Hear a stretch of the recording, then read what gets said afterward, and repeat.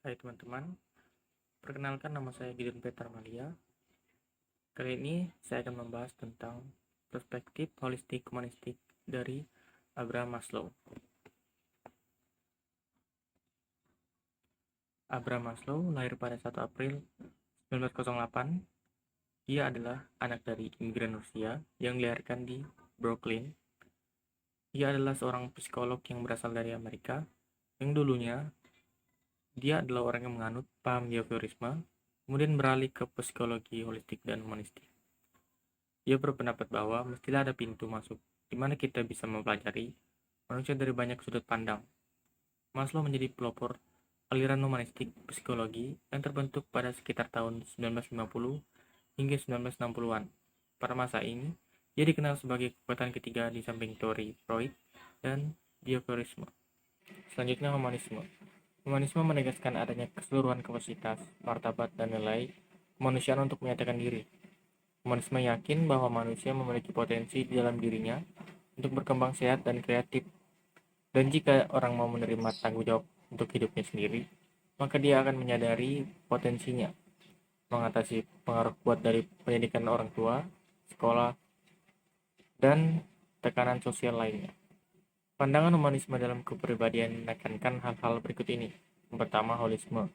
Holisme menegaskan bahwa organisme selalu bertingkah laku sebagai kesatuan, selalu bertingkah laku sebagai kesatuan utuh, bukan sebagai rangkaian, bagian, atau komponen yang berbeda. Pandangan holistik dalam kepribadian terpenting adalah yang pertama, kepribadian normal ditandai dengan unity, integrasi, konsistensi, dan koherensi. Yang kedua, organisme dapat dianalisis dengan membedakan tiap bagiannya, tetapi tidak ada bagian yang dapat dipelajari dalam isolasi.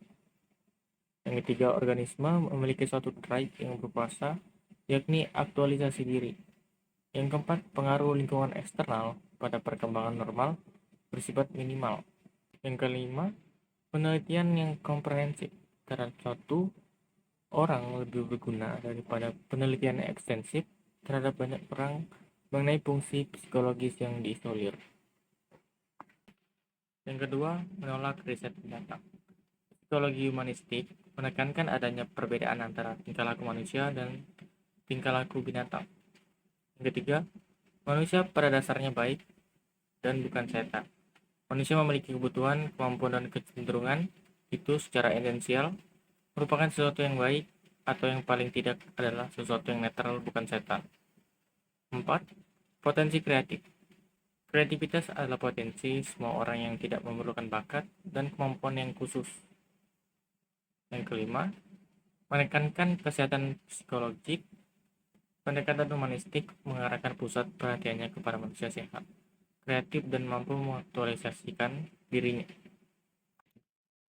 Selanjutnya, Maslow mengemukakan motivasi teori hierarki kebutuhan. Yang pertama ada kebutuhan dasar, yaitu kebutuhan akan fisiologis. Dan yang kedua ada kebutuhan akan keamanan.